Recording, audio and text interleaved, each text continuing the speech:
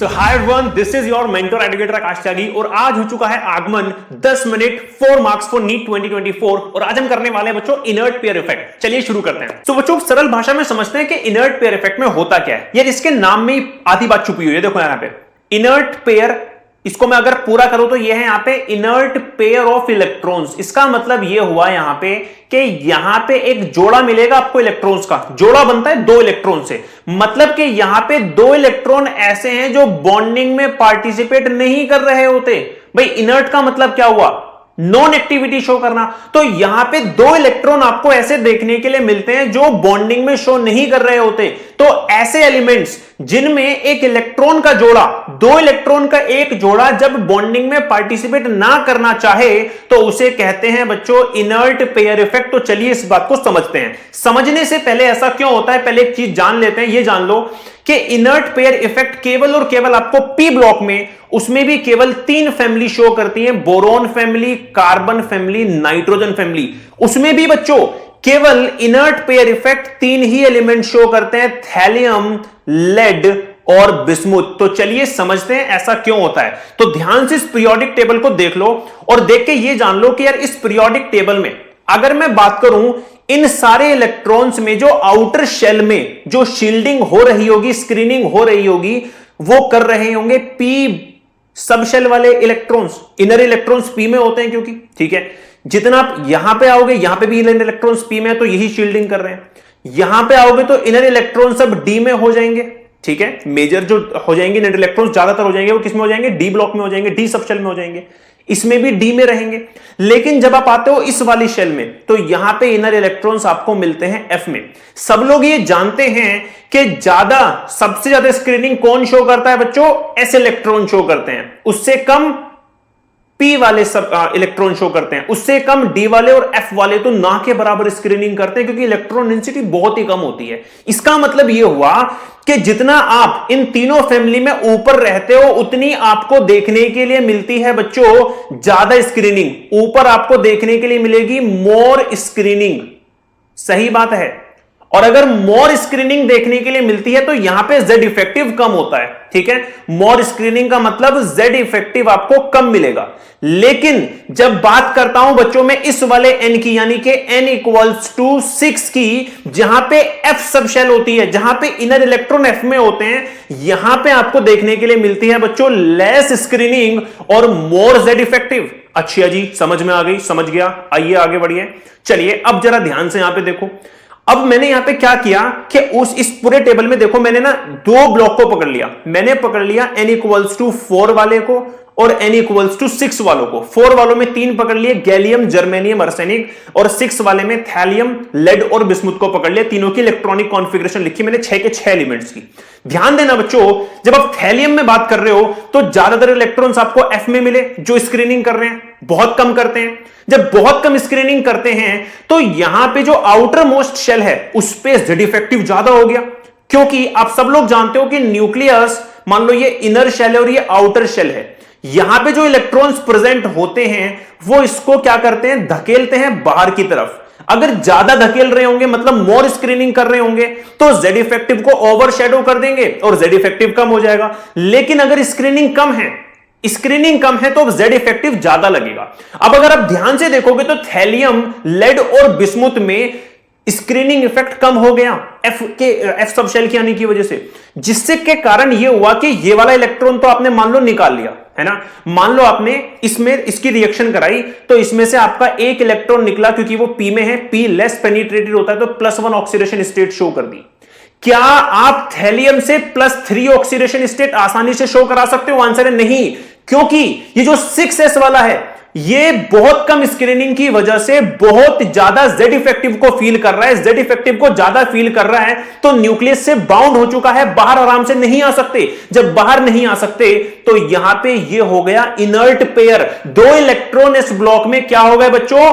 Inert pair हो गए, bonding में पार्टिसिपेट नहीं करना चाहते हैं। इसी को हम कहते हैं इनर्ट पेयर इफेक्ट। इसी वजह से थैलियम में आपको बहुत आसानी से +3 ऑक्सीडेशन स्टेट नहीं देखने के लिए मिलेगी। चलिए अब बात करते हैं ऊपर n=4 में गैलियम जर्मेनियम आर्सेनिक की। यहां पे इनर इलेक्ट्रॉन डी में है तो स्क्रीनिंग है।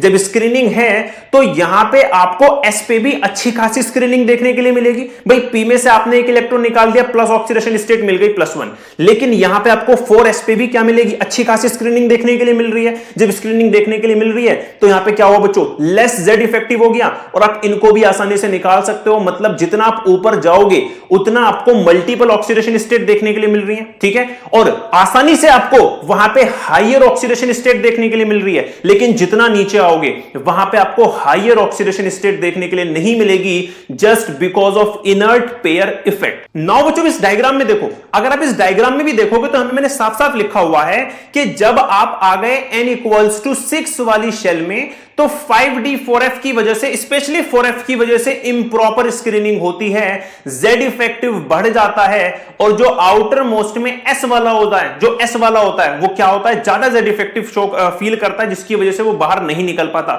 डेफिनेशन में देखो क्या लिखा हुआ है, the outer shell s electrons penetrate to n-d electron. मतलब इतना ज्यादा z इफेक्टिव होता है कि वो जस्ट n-1 यानी कि 5d के बराबर में ही आ जाते हैं, ऑलमोस्ट न्यूक्लियस के इतना पास जाते हैं, इतना z इफेक्टिव होता है, जिसके कारण वो न्यूक्लियस के क्या आ जाते हैं, क्लोजर आ जाते हैं और more effectively pulled towards the nucleus होते हैं। This result in the less availability of ns2 electrons for bonding. और यहां पे ns2 के इलेक्ट्रॉन क्या बन जाते हैं बच्चों, इनर्ट बन जाते हैं। This is what we called as the inert pair effect. तो चलिए बात करते हैं कि क्या इफेक्ट होता है इनर्ट पेयर इफेक्ट से, क्या क्या होता है। तो बच्चों सबसे पहले अगर मैं बोरोन फैमिली में देखूं तो बोरोन यहां पे इनर्ट पेयर इफेक्ट नहीं शो करेगा, बिल्कुल नहीं करेगा। आप इसकी +3 ऑक्सीडेशन स्टेट को देख सकते हैं, आराम से आपको मिलेगी। क्या यहां पे इनर्ट पेयर इफेक्ट होगा, नहीं होगा, +3 ऑक्सीडेशन स्टेट मिलेगी। क्या यहां पे होगा, नहीं होगा, +3 ऑक्सीडेशन स्टेट मिलेगी। क्या यहां पे होगा, नहीं होगा, +3 ऑक्सीडेशन स्टेट मिलेगी। यहां पे आपका 4f आ जाएगा, स्क्रीनिंग कम हो जाएगी, मोर z इफेक्टिव हो जाएगा, +3 नहीं मिल सकती। यहां पे आपके जो 6s2 है वो इनर्ट हो चुके हैं और यहां पे आपको इनर्ट पेयर इफेक्ट देखने के लिए मिलेगा और केवल +1 ऑक्सीडेशन स्टेट ही शो करने के लिए मिलने वाली है। चलिए बात करते हैं कार्बन में। नहीं जी, यहां पे आप आराम से +4 ऑक्सीडेशन स्टेट देख सकते हैं। नहीं जी, +4 ऑक्सीडेशन स्टेट मिलेगी, नहीं होगा inert pair effect. +4 oxidation state मिलेगी, नहीं होगा, +4 ऑक्सीडेशन स्टेट मिलेगी। जी हां होगा, क्योंकि 4f आ गया है। और यहां पे आपको हायर ऑक्सीडेशन स्टेट नहीं मिलेगी, केवल p में से ही निकाल सकते हो, यानी कि 2 इलेक्ट्रॉन ही निकाल सकते हो, तो लोअर ऑक्सीडेशन स्टेट मिलेगी।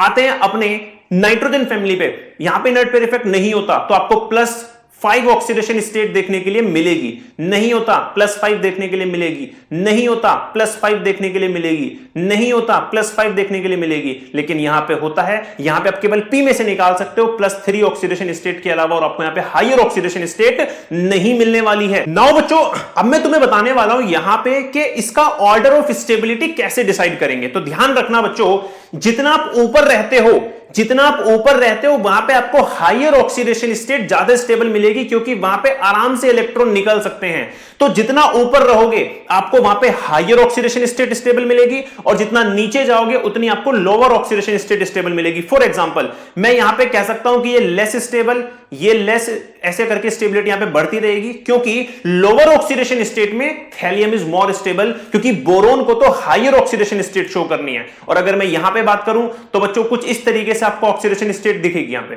ठीक है। यहां पे आपको डिक्रीजिंग देखने के लिए मिलेगी स्टेबिलिटी, कुछ इस तरीके से। सिमिलरली अगर मैं यहां पे आता हूं अपने दूसरे वाले केस में, इस वाले केस में भी बच्चों आपको जो लोअर ऑक्सीडेशन स्टेट है, अगर आप ध्यान से देखेंगे तो इस केस में यहां पे कम स्टेबल, ये कम, ऐसे करके स्टेबिलिटी बढ़ती रहेगी, क्योंकि यहां पे आपको ऊपर वालों में हायर ऑक्सीडेशन स्टेट ज्यादा स्टेबल देखने के लिए मिलती है।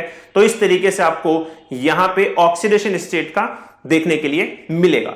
अगर मैं जाऊं अगले ग्रुप में बच्चों, अगले ग्रुप में भी कुछ ऐसा ही है, ठीक है। अगले ग्रुप में भी आपको, अगर आप लोअर ऑक्सीडेशन स्टेट में हैं तो ऊपर वाले अनस्टेबल होते हैं, क्योंकि वो हायर ऑक्सीडेशन स्टेट शो कर सकते हैं, और नीचे वाला आपका सबसे ज्यादा स्टेबिलिटी होगी। बिस्मुथ 3 पॉजिटिव की पूरे टेबल में सबसे ज्यादा स्टेबिलिटी होती है, और हायर ऑक्सीडेशन स्टेट की बात करूं तो बिस्मुथ शो करता ही नहीं है, लेस स्टेबल होता है।